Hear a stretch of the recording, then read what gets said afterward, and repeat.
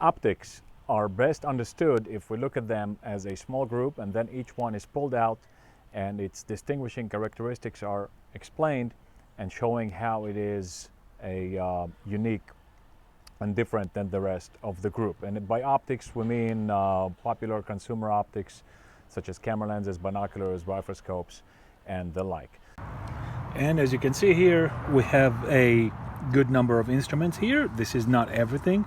I don't have a telescope for astronomy right now, but this is a spotting scope, super popular in wildlife viewing, in birding, a lot of shooting applications such as scoring targets for shooting competition. Also the companion of a sniper would use that to correct the sniper and guide him. This is a camera lens, which is obviously used for taking photographs on a camera. This is a binocular, probably the most popular, at least by what I call secondhand knowledge, so from cultural things like his movies and such. And of course this is a riflescope, which goes on a rifle and is primarily an aiming device. So let's start with the one that's probably the most popular, known to us, if not from first hand, at least from second-hand experience, meaning movies, cartoons and such, and that is, of course, the binocular. The binocular is different than the rest of the group in that it is, number one, fully stereoscopic, two telescopes that are parallel and giving the eyes a natural view the way that they are used to view without an instrument. So that makes it extremely convenient and comfortable and a natural feeling to look through. You don't need to close an eye, you don't need to squint, and so on. Number two, the binocular is ready to go as it is from the box. It doesn't need any other supporting accessories. It doesn't need to be part of a complete system. It's a complete system on its own. And number three, it is fully handheld. So typical binoculars, of course there are exceptions, but typical binoculars are made to be fully portable and handheld. You can take them very easily from one place to another and use them on the fly while you go, sometimes even while moving. Slightly, of course, you gotta pay attention to where you're stepping, but they're very mobile. Next up in this group is the camera lens. Camera lens is unique in three ways. Number one, it projects an image on a gigantic medium. In other words, the film or the digital sensor is exponentially much larger than the human eye's receptacle, the part of the human eye that gets the light. And of course that medium is also flat, so it's gigantic and it's flat. And number three, it is inert. It's not biological, neurological like the human eye. That's the distinguishing characteristic number one. Number two, it is a part of a system.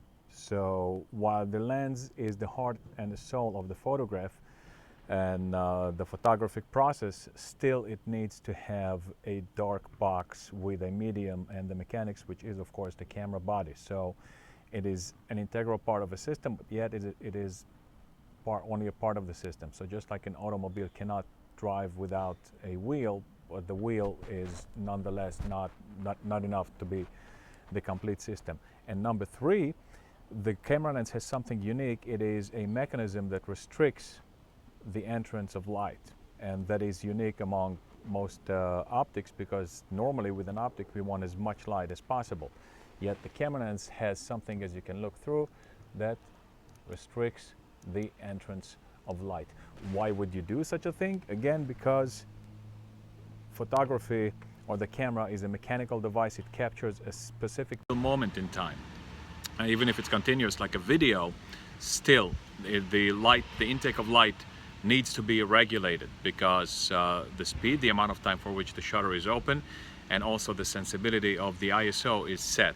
And so sometimes we need to control this by reducing the amount of light that comes in. Now I can hear already some of you in the background screaming that, well, some microscopes also have an aperture. That is true, but the aperture of a microscope limits the amount of incoming light from the light bulb that's underneath that. So that's like pulling the curtains in a photography scenario, or photographing in a darker or lighter environment. So in other words, that regulates the light source in a microscope, whereas in a camera lens, it's inherent, it happens inside of the system. You will never see either a microscope or a binocular or anything like that that has a mechanism to restrict the amount of incoming light. The third instrument in this family, which I unfortunately don't have here, is an amateur astronomy telescope, a telescope that's made to look at the night sky, and that is actually its biggest distinguishing characteristic. It's made to look at a specific subject. You can look with a binocular at whatever you want. You can take photographs of whatever you want, and with a riflescope you can shoot essentially at whatever you can. So in other words, you're not limited by the subject. Same thing with the spottingscope. The astronomy telescope is purpose-built to look at the night sky and its component, the planets, the stars, nebula, all kinds of deep sky objects, and so on. And consequently, astronomy telescopes are very often built with different technologies, whereas binoculars and cameras as such are practically more or less identical as far as the technology goes. So you can have an astronomy telescope that's refractor, so it's lens based. You can have a reflector, which is a mirror base. Of course, the eyepiece is pretty much always the same. It has different construction, different engineering methods, but the eyepieces are always lens based. And of course, you can have a hybrid, which is called a catadioptric or a Maksutov-Cassegrain or a Schmidt-Cassegrain type astronomy telescope. Astronomy telescopes also require a special accessory, which is called a mount.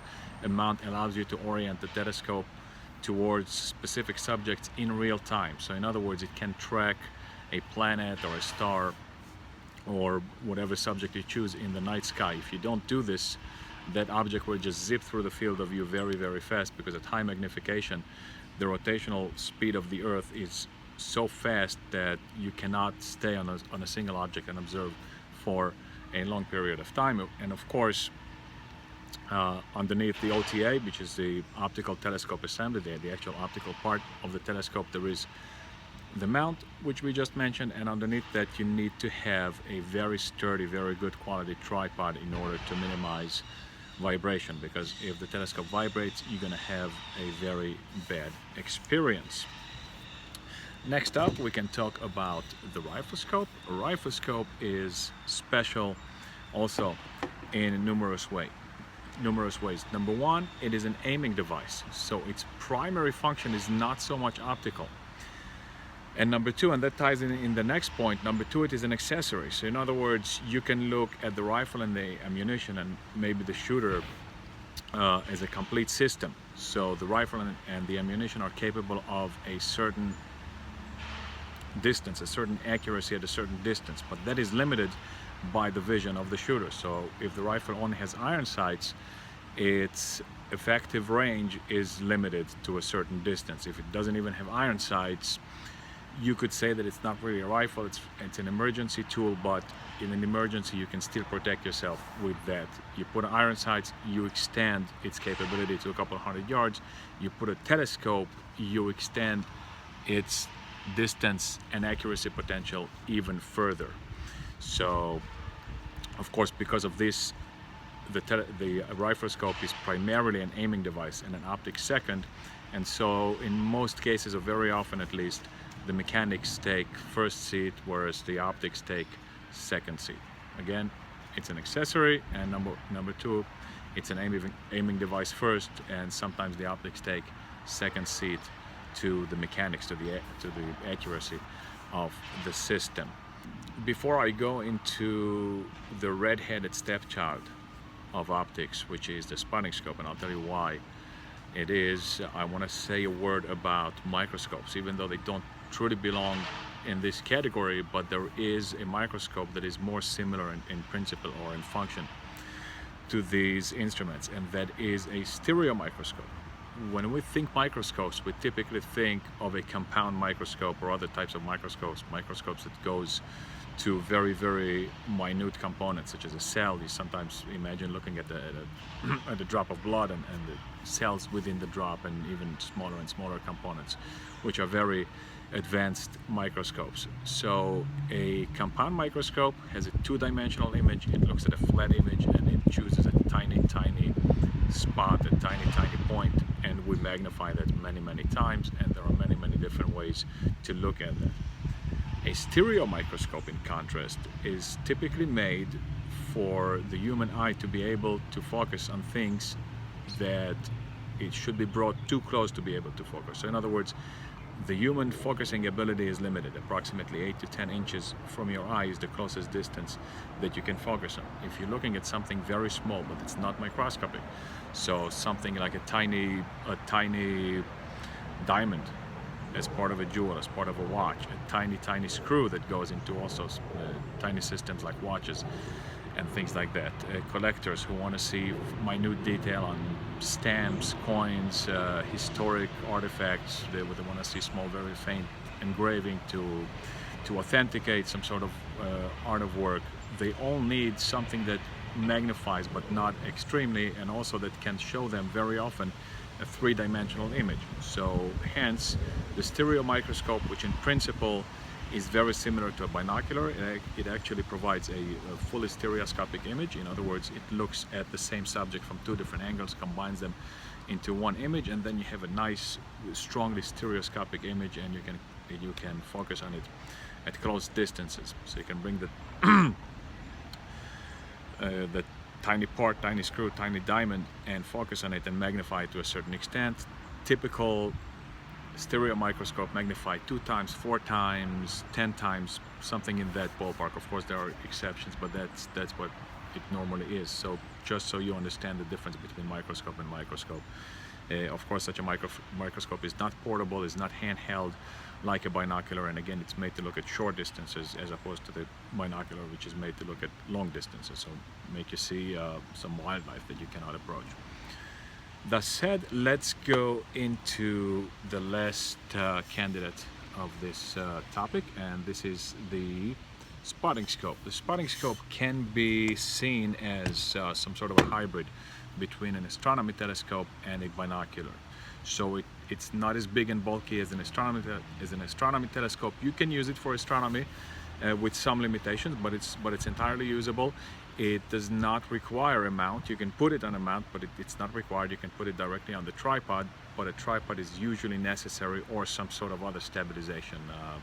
You can have a makeshift sort of rest, roll up a jacket or a sleeping bag or things like that, or a limb of a tree, a boulder, but typical spotting scopes do need some sort of stabilization, preferably a tripod. And they are refracting telescopes, the small refracting telescopes, a larger objective. In other words, a potential better resolution than binoculars, and very often variable power, so you can go from lower power to higher power. You do your scouting and your finding on lower power, and then once you find your target, you can increase the power to get better resolution. This is pretty much the norm today with spotting scopes, and so that is how it compares to the binocular and the astronomy telescope. So a little bit larger objective lenses and more power, and typically a zoom mechanism as opposed to binoculars that are typically a single power. So I hope that you gain a little bit better understanding, and our next topic is going to be understanding what makes the optics tick, and of course that is light. So let there be light, and as you can see on this slide, there is just a short summary of what we just saw outside, very concisely summarizing this. And let's take a look into what light is. We need to ask a couple questions. How is it possible that these instruments can make us see better, or let's just say differently, than the way that we normally perceive light? What is light, how it behaves, and how can we manipulate it? Light is, of course, a subset of the electromagnetic radiation spectrum and shares characteristics of both energy and matter. And as we shall see soon, we typically relate to it as energy in waveform, most commonly. And the particulate aspect of light is extremely fine. It's beyond almost human comprehension. We talk about quanta and photons that are borderline material, but too fine for us to really grasp.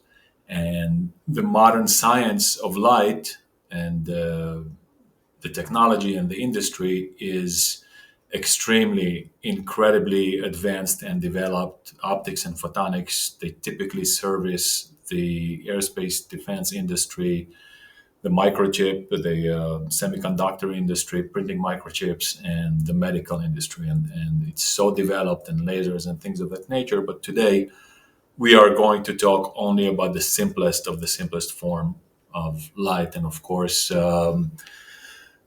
sport optics and consumer optics, if you will, a little bit more encompassing name, are the simplest of the simple of optical devices. So, like mentioned before, in applied optics, we typically relate to light as waves, and that is how we will treat it today and talk about it. And of course, light can be manipulated or changed, refracted, reflected, polarized, magnified, things of that nature.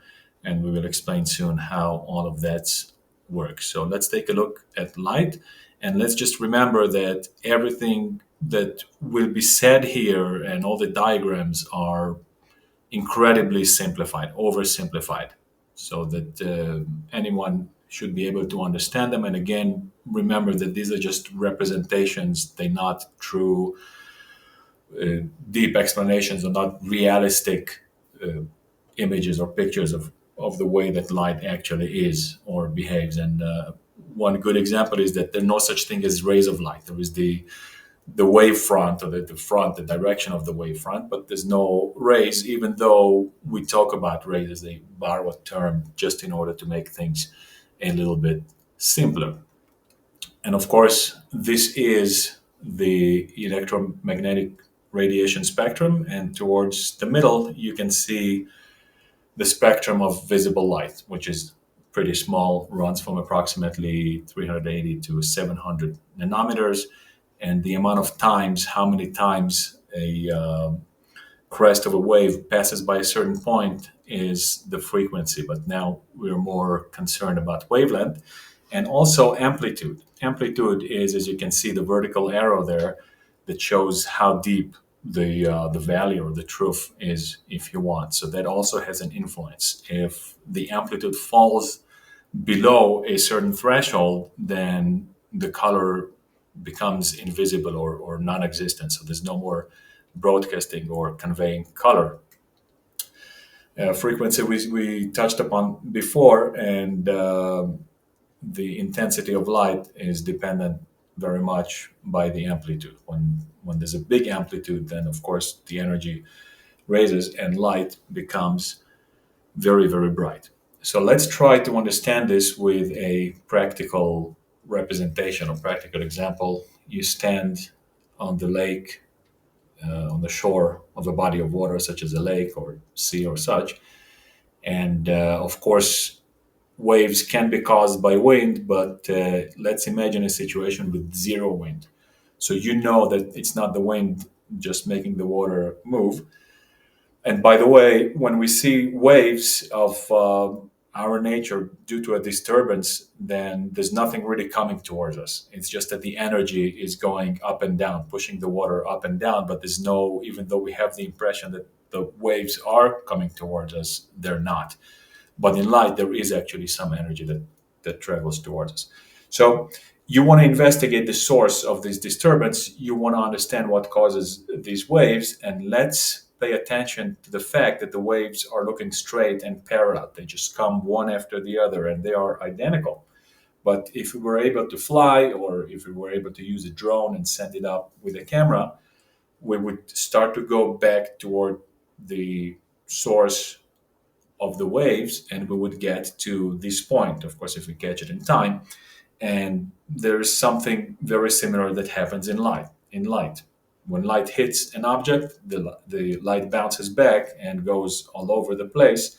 And if there's someone present, they can see and perceive the light. And so this is a very simple schematic representation. And what I'm trying to get out of it is that these rays coming out of the center, they are divergent. As you can see, they go into different directions. So they go in the general direction of from the center out. And this is how typically light is represented, coming from left to right. just the way that we read.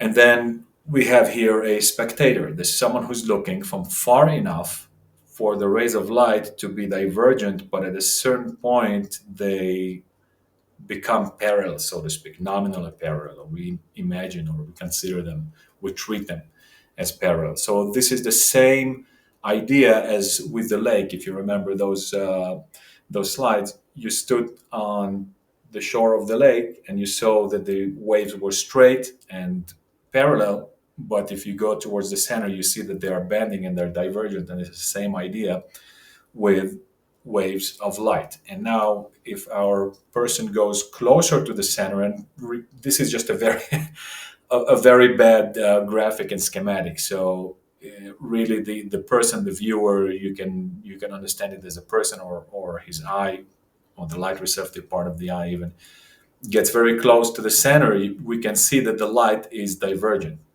And what that causes is a little bit of a discomfort. You can see that these frames, they encapsulate the area that is being viewed. Now, again, remember, we're viewing an object right here, but the wave is now straighter, so it's a lot more comfortable to viewing it. And again, remember, this is not a good representation, because in reality, the amount of space that the light occupies on the eye is vice versa. When you walk close to your target, because of perspective, the object looks bigger. So when you're looking at something from closer, you do have the benefit of having more light from that point. But on the other hand, the light is divergent and it's a little bit more difficult to process, as we shall see and understand better a little bit later. And let's take a look at this image. We see light traveling from the light bulb.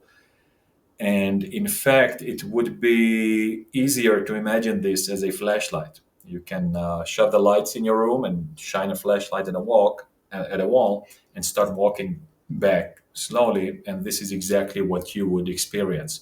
So the circle of light would become larger and larger as you walk back, but also it becomes fainter and fainter. Why is that? Because it's the same intensity, the same amount of light that is being projected on a larger surface. And so this is what happens with light. On one hand, at a certain point, the waves are becoming, so to speak, parallel and easier to process. But on the other hand, there is less light available per area. And in optics, we talk about a certain number of terms. Of course, there's much more terms, but the primary terms are intensity, which denotes the amount of brightness at the source. This is how much light there is available. Then we have flux, which denotes the flow in air, how much air is traveling. This is somewhat or more, a little bit more of an energy term.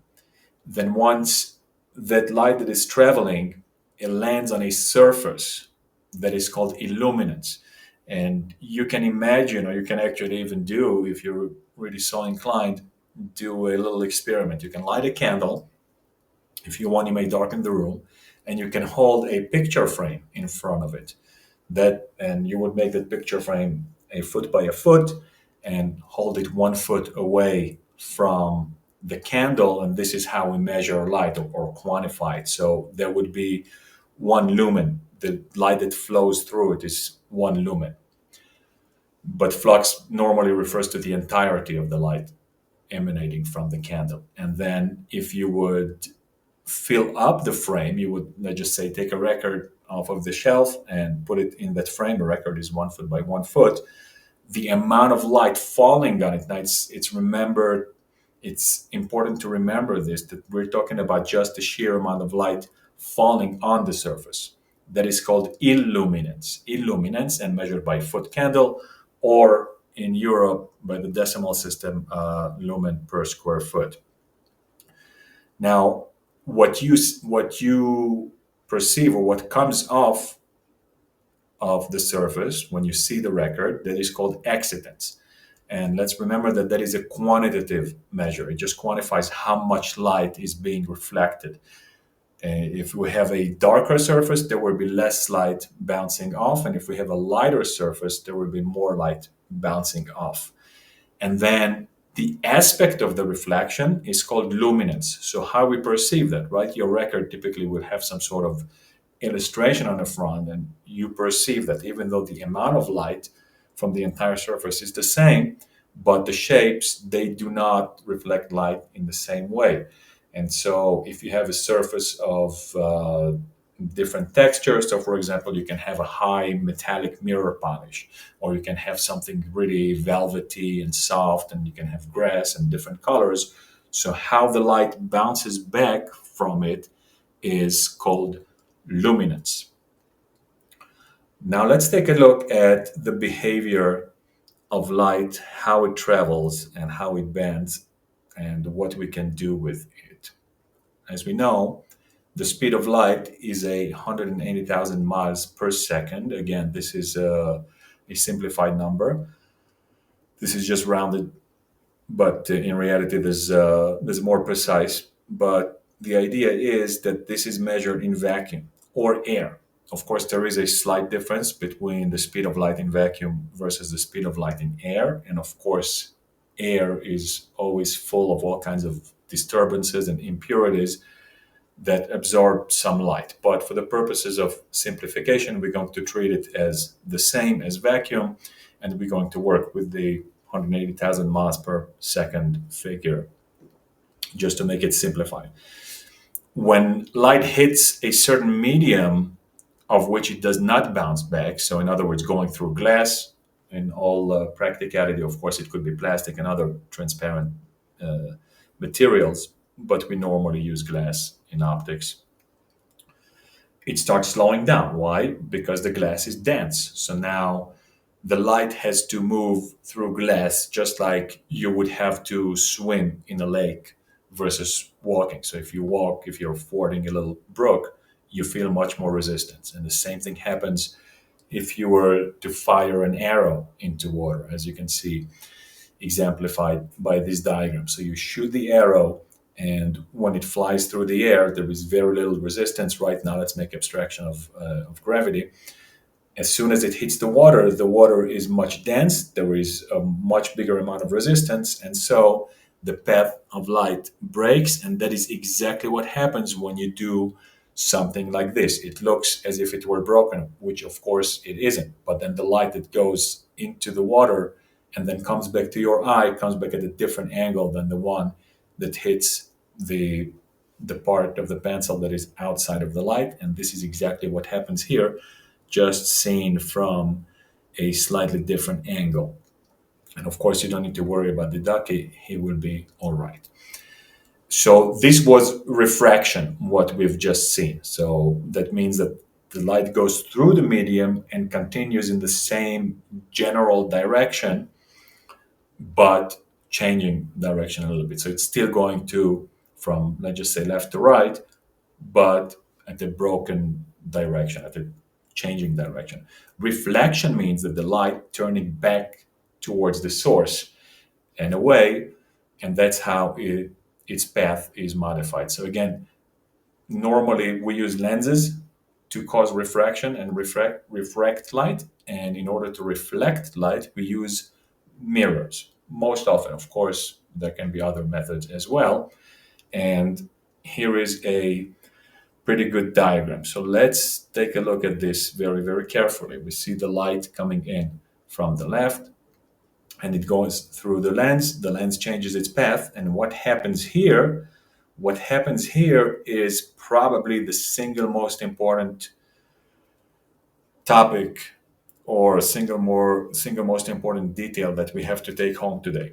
So we are reconverging light in order to create an image. And this is in a nutshell the principle of image formation and focus. So this happens over and over along many, many millions of tiny little imaginary points, and we recreate the scene that is in front of us. So that could be a simple object, and what happens is the light is coming away from the object, and we take a look with the eye, so we can imagine that this is really a person's eye, because the eye functions in a very similar way. And then light converges on a certain point, and we can accomplish the same outcome with a mirror. But as you can see, here the image will be created in front of the mirror. Let's not confuse this with the way that you look in a mirror in the morning, because there you would perceive the images coming behind the mirror. So this is a concave mirror that creates an image here.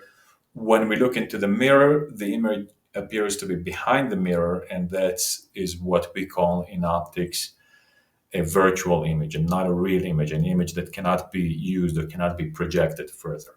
But that's a little bit off topic right here. And so this is really the foundation of the most important topic for today, which is image formation and focus. And just like I explained previously, the image formation relies on the reconverging of light that is diverging from a certain point, or that's emanating from a certain point. So let's talk a little bit about focus in practice. So normally when we talk about focus, we think about focusing a camera or another simple instrument like a binocular or such, a telescope. And when we talk about things being not in focus, we perceive them as fuzzy. It's difficult. If it's very out of focus, then we cannot see anything. So how and why does that work? So if you remember the slide with the mirror and the lens, this one, you can see here that these lines are straight and parallel. And this would be analogous to the very first slide that we showed with the person standing at the shore of the lake. But what happens when we get close to the lake? Well, this is what happens. The light's converging, and we can see, if you imagine that this is your eye, for example, right? We simplify the system. So these waves of light are going away, and the light will not be refocused. So we use this lens in order to refocus the light. But look what happens. The light does not fall on, what did we say? This was your eye, let's just say. It could also be a screen on which you project an image, or the sensor or the film in a camera. But anyway, we can see that these divergent rays are going away from one another. They pass through the lens. The lens refracts the light, as we just seen before, but it creates an image here. This image for us is pretty useless because our eye is right now here. So we would see a blur. What do? We insert a second lens into the system. And when this happens biologically, then there is something a little bit different that happens. And it would be this. The eye, if there is an object that is far enough to create parallel lines, then it's properly focused. And then what we see here, it's called the lens, it's fully relaxed. Then we can bend the lens, we can compress the lens to refract light differently, to break the light at different angles. And then the object that is here close to the eye and has diverging waves, it still reconstructs the image at the proper image plane. So we just turned image formation, focus, and focal plane. Focal plane is where we want the light to reconverge and recreate or reconstruct the image of the object from which it is coming. And of course, we just seen a biological focus mechanism, which is in the eye. In an instrument, it would be impractical because creating a material that is supple and flexible, like the eye's lens, is probably difficult and too expensive to be practical. Such things do exist, but not in very simple optics. So when you want a sharply focused image and you look at something from which the rays of light are diverging and they are not parallel, then we need to correct the system. And so we make a mechanical focus correction inside of the optical system of, let's just say, camera lens or riflescope or such. Now, what does it depend on? Why do some rays come in a parallel way and some are diverging? Well, that we've seen already, and that is distance dependent. So there is a certain distance from which or beyond which all rays of light are coming from. They will be conceived or construed as parallel, and that is called infinity focus. Infinity focus differs from instrument to instrument, and in a human being it could be something like 200-300 yards. And of course there are differences between people as well.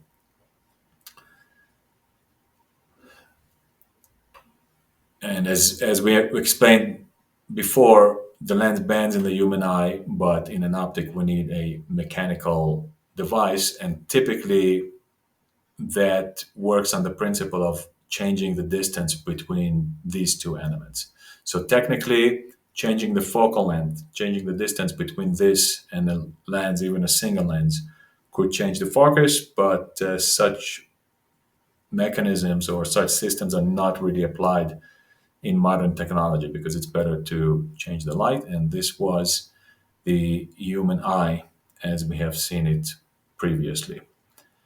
I will spare you the history lesson. I will just leave the slides up for a second or two, so whoever is interested can pause the video and read them. It's really super condensed, so not all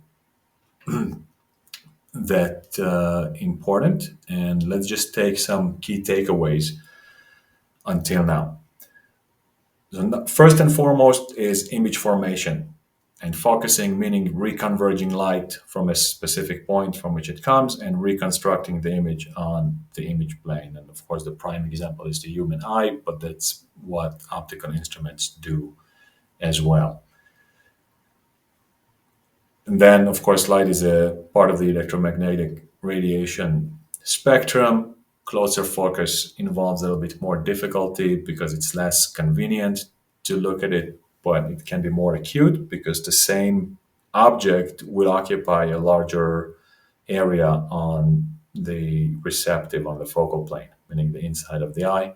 The inverse square law means that the farther we go from light, the fainter it becomes because there is less light available per area. Light travels in three-dimensional waves, so that refers to one of the early diagrams that we spoke about, that wave of light.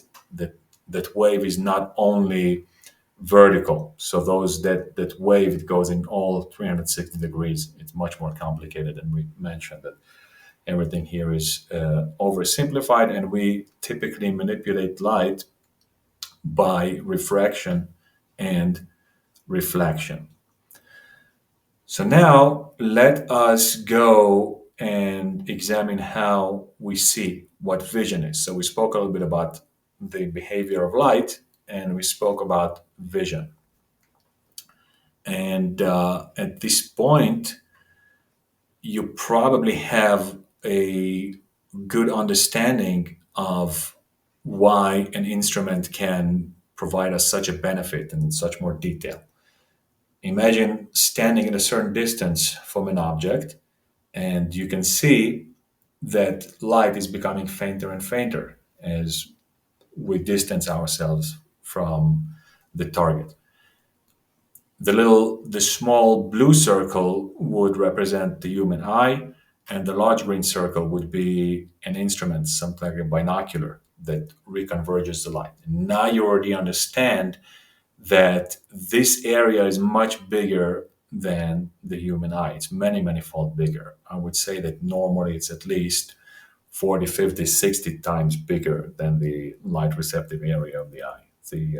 The eye pupil, when it's fully dilated in middle of the night and in total darkness, there may be 7 millimeters in a young adult, something like 20, 30 years old. And when there's less flexibility with age, it will not dilate more. But normally in daylight, in broad daylight with strong sunshine, it could be as small as 2 millimeters, and normally it's somewhere more towards the middle, 3 to 5 millimeters.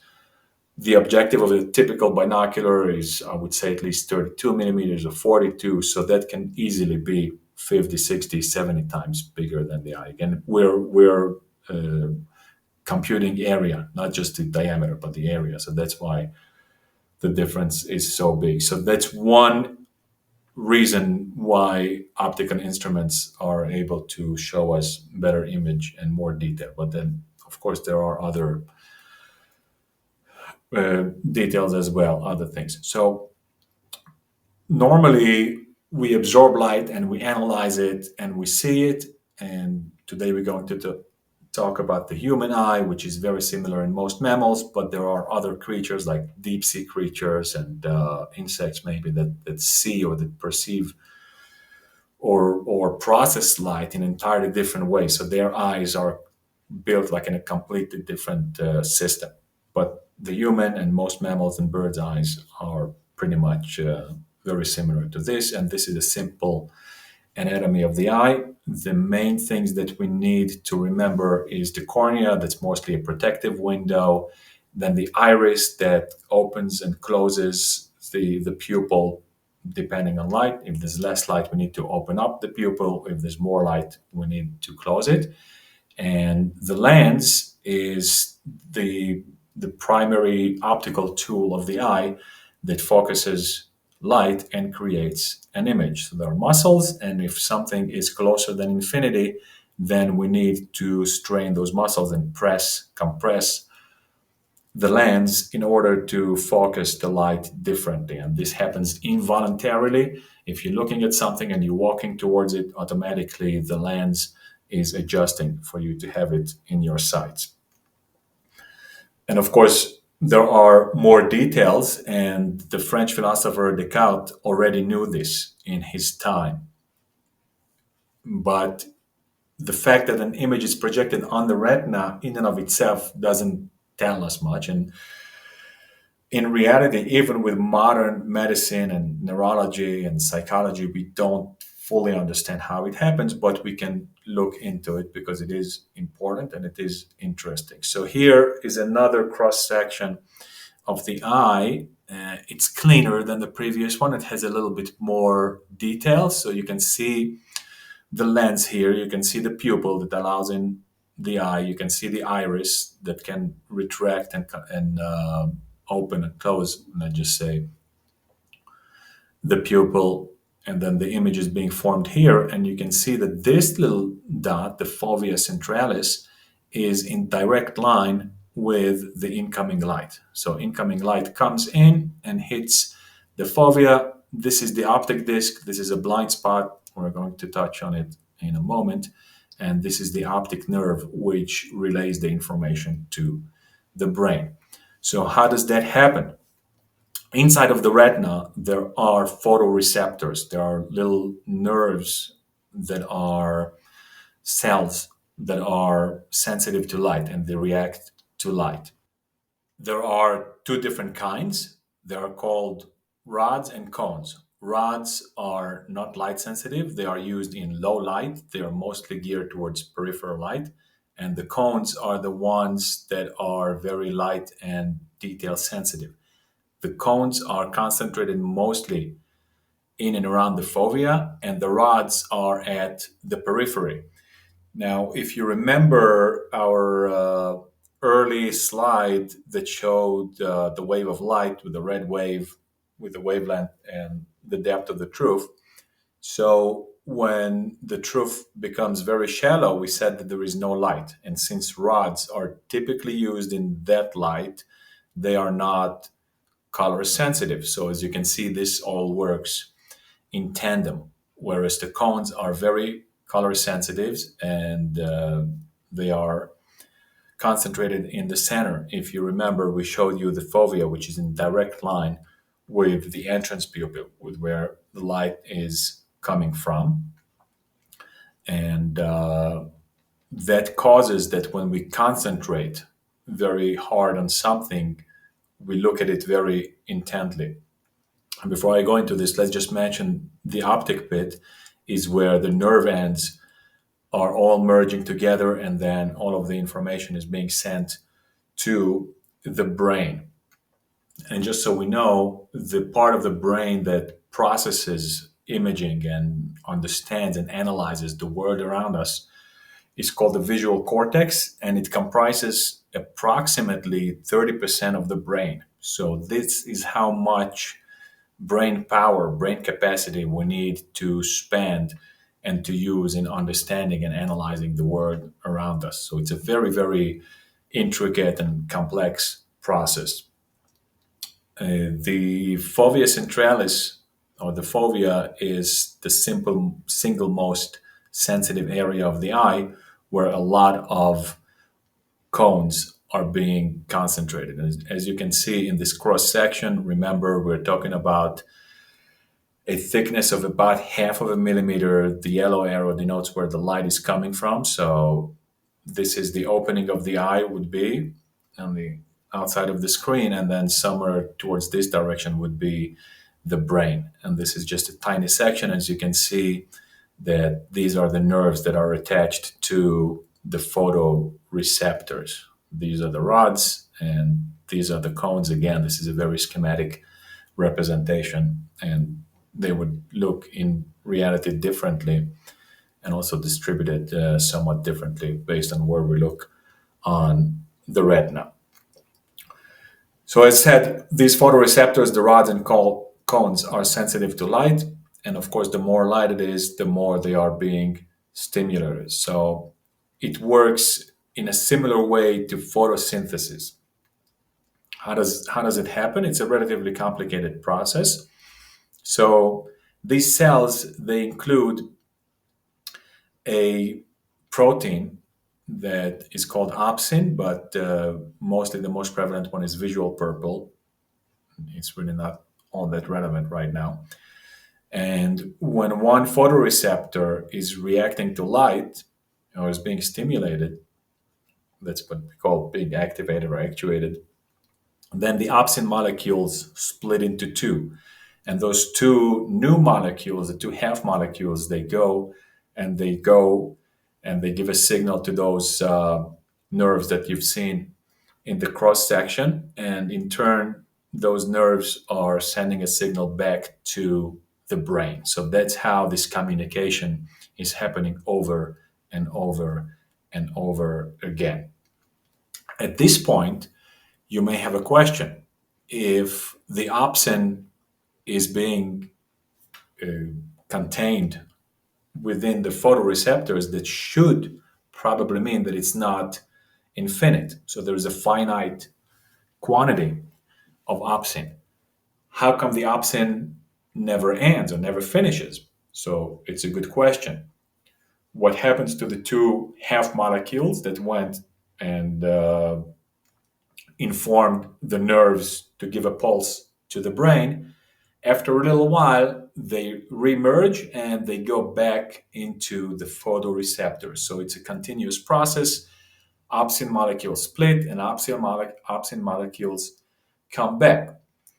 But it's still finite. Is it possible to expand and to spend all of the opsin in the eye? And the answer is that yes, a resounding yes. When you're looking into too much of a bright light, if someone is mistakenly looking into the sun, which you should never do, not with the unaided eye and certainly not with an instrument. But anyway, if someone lights up a very strong torch or flashlight or something of that nature and it shines in your eye, then you're temporarily blinded. Well, this is exactly what happened. All of the opsin got split and you don't have any more opsin to use for vision. And so that's why you're temporarily blinded until some molecules start reforming in your eye. And most people know this from experience. In fact, what you can do, you can look at a bright light, or like I mentioned, when you are being blinded, you typically don't have your entire field of vision blinded, but there are some items that are not that illuminated, that are not that bright. And those items leave an imprint on your eye. So when you close your eye, that's a very natural reaction to such an incident of getting too bright a light shining in your eye. So you close your eye and you can see sort of an imprint of the scene in front of you. Why is that? Because where there wasn't such a strong light, then you still have a little bit of opsin left. So that is not an imagination, that is not a memory. It's actually an imprint of the parts that were not that strongly illuminated. So pretty intriguing, pretty fascinating phenomenon. Now let's talk a little bit about the fovea, which, if you remember from the cross section, is the tiny area that's immediately in front of the entrance of the eye. When we look at something very intently, that is becoming the center of our attention. So focus here changes meaning to some extent. And this is also focusing in the meaning of mental concentration. When you're reading a book, for example, you can truly fixate. The term is fixation. So fixate on approximately 2 letters of normal 12-point font at a normal reading distance of approximately 1.5 feet or so when people normally read. So that encompasses the vast majority of your brain processing area. So you're reading that small of an area, and the rest of your vision is a little bit less being taken into account. Normally, when you walk outside in the street and you're not concentrating on something specific, then you're taking in a broader area, but you cannot concentrate on everything together with such intensity. And if you do this, you can imagine being outdoors and looking at something interesting in the distance, or even looking with a binocular, but not necessarily. You're looking at something very intently, and then in order to grab your attention, something other has to happen. So a sudden movement or noise or something of that nature. Why? Because you make abstraction of your peripheral vision. And most of your cones are used or can be used when necessary to very focused vision, and the rods are better at peripheral vision. Again, at night, you need your peripheral vision more because your very concentrated part of your vision is not as useful during the night. Furthermore, about the photoreceptors, it's important to understand visual acuity. And visual acuity consists of 2 parts, of course. There is the optical part. A small amount of light has to arrive to the receptors, to the receptive area, and then the receptive area should be able to perceive that light. And as you probably guessed by now, these 2 phenomenons go hand in hand. So the minimal amount that can optically enter the eye is also more or less the same amount that can actuate a photoreceptors. How does this work in practice?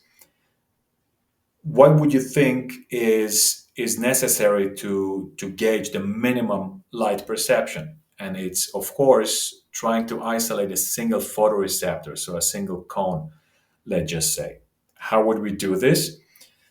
We would set up a very big, dark, pitch black screen and stick on it or draw on it a 1 inch by 1 inch white square. And we start walking backwards. Okay, so we can imagine that this is done in total darkness, or just isolate that single photoreceptor, not really that important at the moment.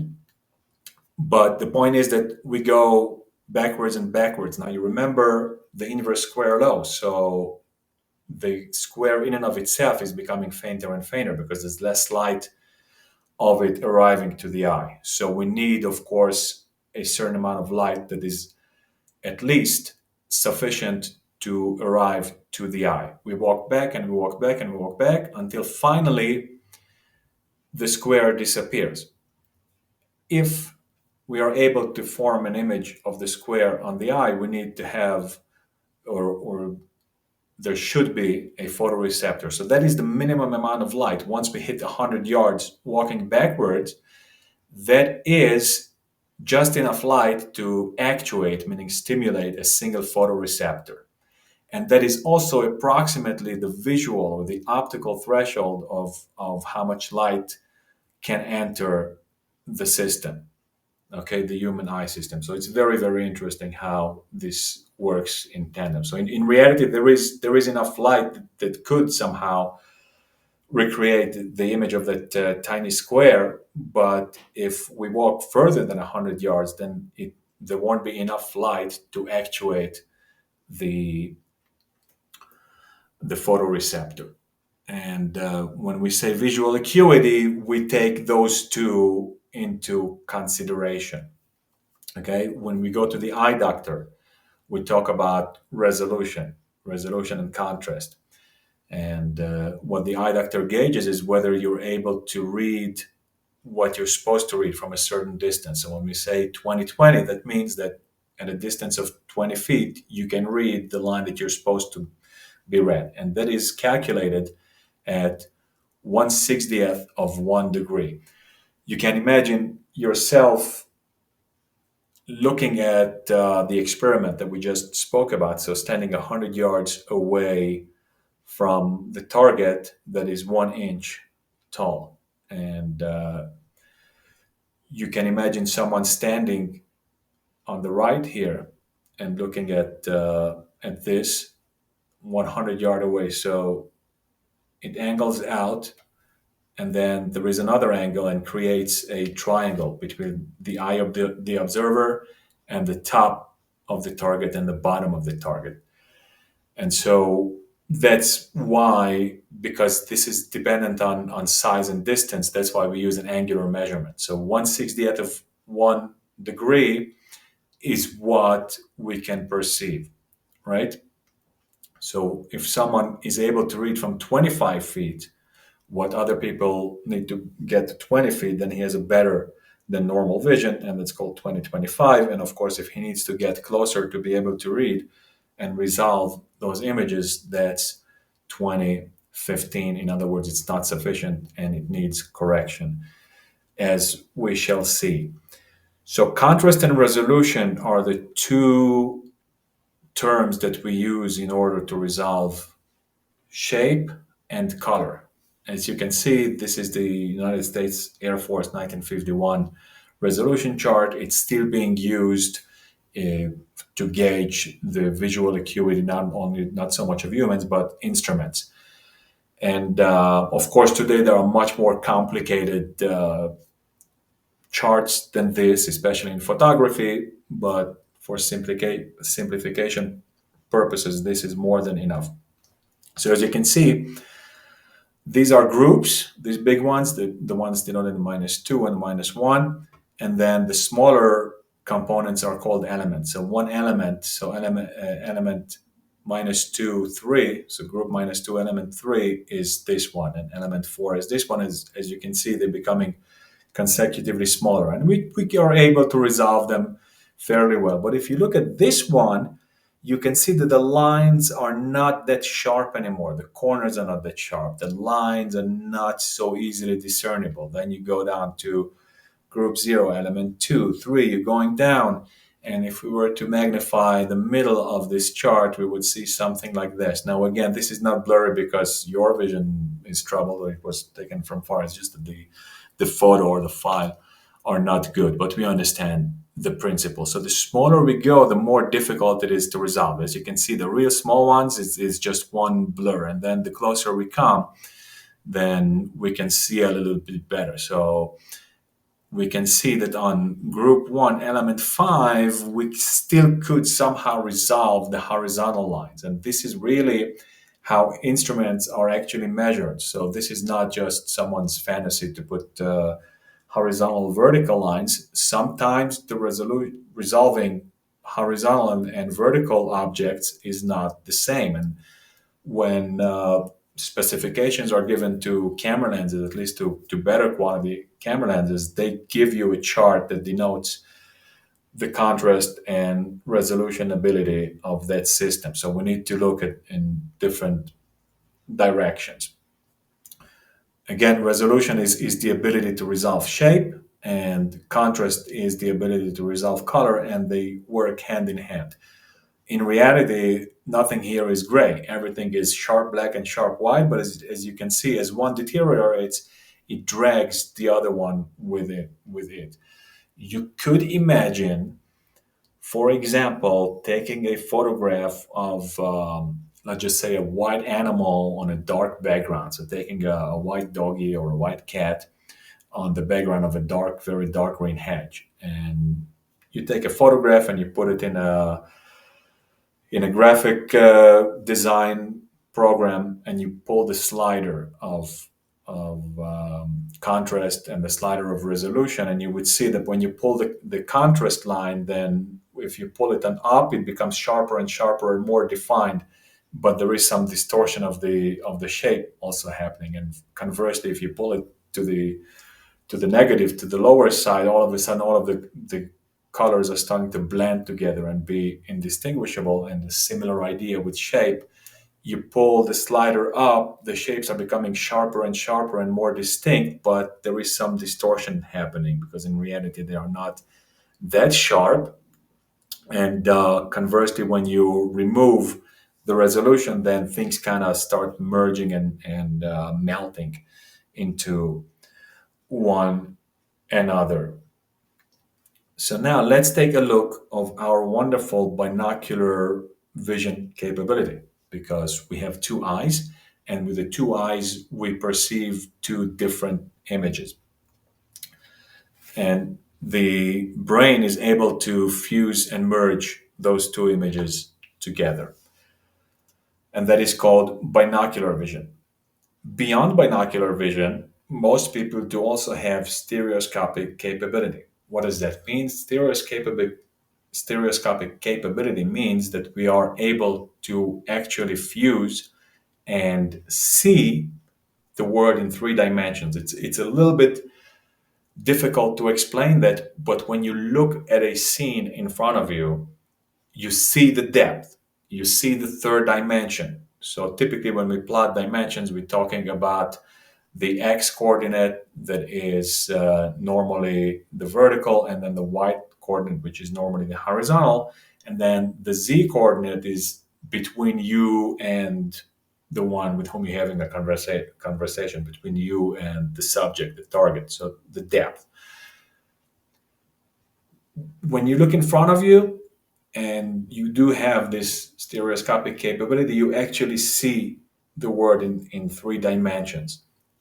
You can see what's behind what, you can see what's closer to you. That's part of the vision, but it's also a part of the brain's ability to resolve and understand it. And indeed, there is a segment of the population, not a big segment, but a small segment, approximately maybe 10%, a little bit less, that do not have stereoscopic capability. They are able to properly fuse the two images. They do see the additional brightness because you see with two eyes, you see brighter than if you were looking only with one eye. You don't see double, it's only about a 20% increase because there's a big overlap between the two images. But still, people lacking actual stereoscopic capability, they do not see the world in three dimensions. They're able to get by, they're able to walk around. Why? Because they have depth perception. Depth perception is a misnomer. Depth perception does not mean actually seeing three dimensions. You do have depth perception even when you're looking at a photograph. The photograph itself is flat. There is nothing really materially sticking out, but you still have an understanding of what's closer, what's farther, what's behind what. Why? Based on experience, there are psychological cues, there is perspective, which is super important. So we shouldn't confuse the two terms.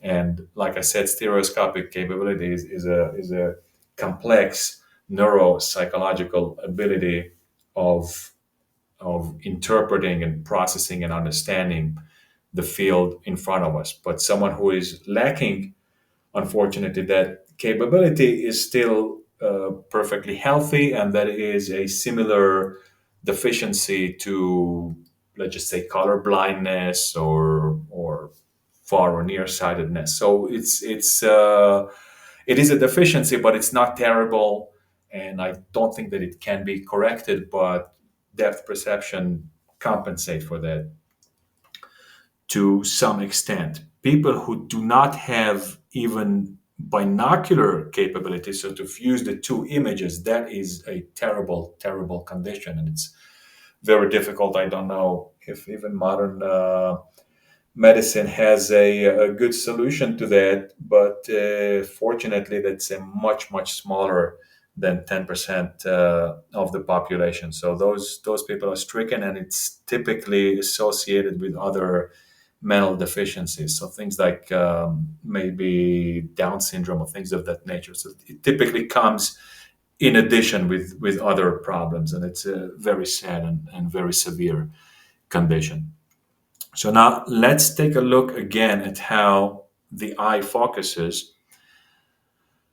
And as mentioned, when something is at infinity here, then the rays of light are coming straight to the eye, and then the muscles are completely relaxed, and the lens is at its natural bending power, natural refractive power, and projecting the image on the retina. And of course, this is the focal length of the eye. When something is closer than infinity, then these muscles have to press down on the lens, modify its refracting power, and thereby projecting the image at the same plane. And we see a proper image. And when the eye is lacking this capability, we have a problem.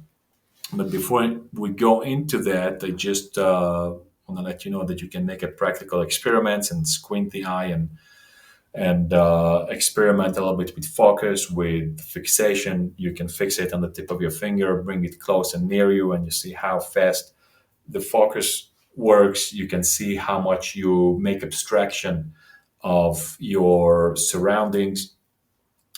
And of course, visual acuity, again, in principle or in theory, is independent on focusing ability, but it needs to be corrected. So, in other words, what this means that even if you have a condition like near or farsightedness, once it's corrected, so the light actually does hit your eye and you are able to perceive light. So you will able to actuate your photoreceptors, but you will not be able to make out a sharp and proper image. And of course, now we can go into visual deficiencies. And the purpose I'm bringing it up is number one, just so you should know that these deficiencies exist, and they today, at least in the modern world, they are not terrible because they can be corrected with relative ease. And then there is something else that is pretty important in optics, and that is the fact that people are very different from one another. People have different eyes, not only the external features also affect vision quite a bit. The distance between the eyes of different individuals, the structure, the bone structure around the eyes. You can see some people whose eyes are very deep inside. You can see, to the contrary, people whose eyes are quite bulging outwards. You can see large eyebrows. You can see shallow eyebrows, the cheekbones. And just like that differs, then the eyes themselves, the size of the eyeball itself, the shape of the eyeball. So not everyone's eyes are the same, and therefore we cannot and also should not expect that all optical instruments would work the same for everybody. So when you're thinking about optical instruments, especially for purchase, you have to make sure that there is a good fit. Again, modern technology made it very good, and there's always a wider and wider swath of the population that one instrument can cover. But again, you cannot satisfy everybody with the same instrument. Myopia and hyperopia, which are just fancy words for far and nearsightedness, they just affect the focusing mechanism, and they can be corrected with relative ease. And of course, there are problems with color and shape distortion, and these also need and can be corrected. And exactly as it happens with human eye and vision, so too these things are present in optical instruments, and they need to be corrected. Far and nearsightedness, we already touched upon it. It's just from the perspective of a of an optical instrument, of course, it just means that an object is out of focus, and then there is a mechanical focus mechanism that corrects for that. And that's very similar to the way that the eye processes light. We see here normal vision. This is the way that it should be. We see the object and we see it projected on here. Of course, on here it will be projected upside down and inverted, but and flipped, because as you can see, the ray that comes from this point will be projected down here, and the one that comes from this point will be projected here, and so on and so forth. And remember that this works also in the horizontal dimension, in all dimensions.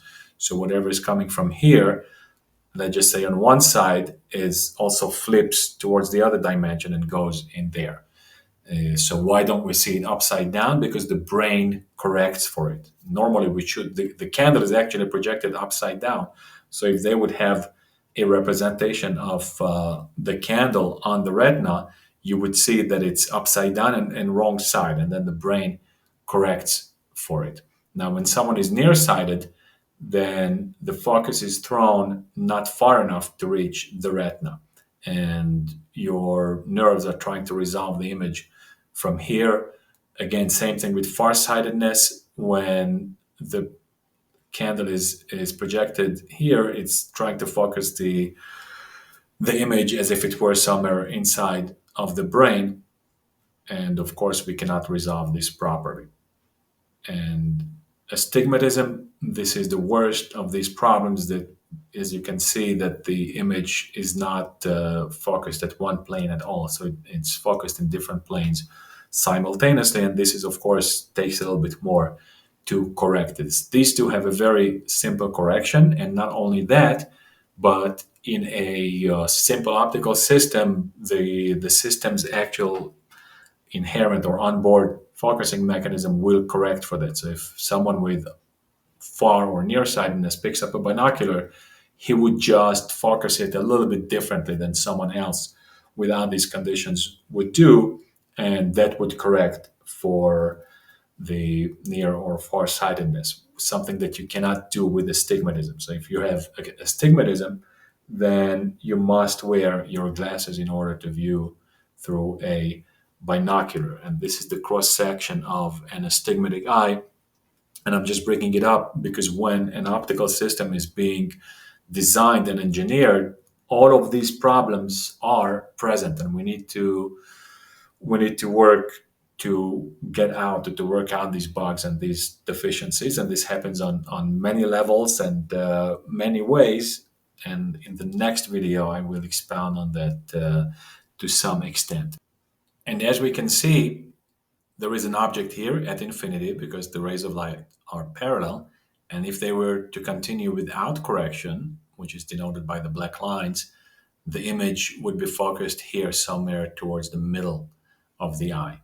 So what do we do to correct it? We give him glasses like this. Again, this is not the only way to do it, but it's one way. And these glasses diverge the light in a way that allows this person to focus the image properly on the back of the retina, as it should be. And same exact idea with farsightedness. The parallel rays of light are coming from the subject, and this light will refract and bend the light instead of where they would have gone naturally, denoted by the black lines here to the back of his head. It is being focused correctly on the retina. And that is also, by the way, the same principle with simple magnifying glasses. So it would take an object, and if the object would be focused as a small part, a small image on your retina, it diverges the rays of light and makes them focus, create a bigger image on the retina. And I should have actually mentioned it when speaking of the photoreceptors and the rods and the cones, is that humans have a very, very wide range of reception of differences in brightness. So we can look at a scene that has very bright areas and very dark areas, and we can see shape or understand there is something to a great extent, and that is called dynamic range. It is a borrowed term, but just so you know that our dynamic range is much bigger than that of cameras. Of course, there are specialty cameras, especially in microscopy, that need to take these images, but those have separate sensors, so they take multiple images through different sensors, and that's how they accomplish it. So the human range of dynamic range is much, much wider than that of instruments. And this actually brings us to pretty much almost the end.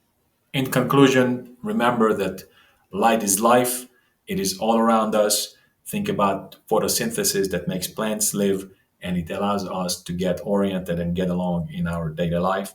So let's enjoy it. Let's enjoy the great outdoors, and let's enjoy great optics to be able to see the world around us even in more detail, in more beauty.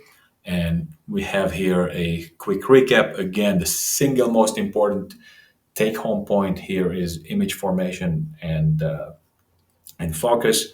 Of course, light is part of the electromagnetic spectrum. The human eye is a super, super amazing instrument that works in tandem with the brain and other super interesting instrument with neurology and psychology. Light is everywhere, all around us. And when you view through an instrument, remember that you're not looking at the object itself, but an image formed thereby. And very often, like in a binocular, you're looking at a virtual image that is projected, so to speak, back towards the binocular. So it's not projected on to your eyes. But again, more about that when it becomes more appropriate. Of course, we can manipulate light by reflection and refraction, which is typically accomplished by lenses and mirrors. And of course, there are other instruments also to accomplish different ways of changing and redirecting light. These simple optical systems are the simplest of the greater optics industry, but this is our topic today. And each one is unique to its own purpose. It's made uniquely, as you've seen when I was outside and showcased them. And of course, each individual is unique and different, so we cannot expect identical results. So thank you very, very much for taking this journey with me. I hope that I was able to accomplish the goal of this presentation, which was to make it a little bit below the surface, but not as superficial as most such videos regarding simple optics, and on the other hand, also not going down the rabbit hole of making an academic level physics course. And I hope that if you enjoyed this video, you will tell all your friends and those who might be interested in optics. In fact, even those who are not interested in optics, maybe they will become interested. And if you didn't like it, please tell me. And if there's any other questions or comments, or I forgot something or didn't mention something, then please put it in the comments below. And I hope to see you in the next video. So in which we will discuss glass and glass making, the whole optics industry, how it ties into the outdoors industry and other industries, maybe all kind of industry practices, what are absolute terms, what are marketing gimmicks, and we will talk a little bit about quantifying light and optical definitions as they pertain to simple optics. So thank you again, goodbye, and I hope to see you on the next video. There was one more detail that I wanted to mention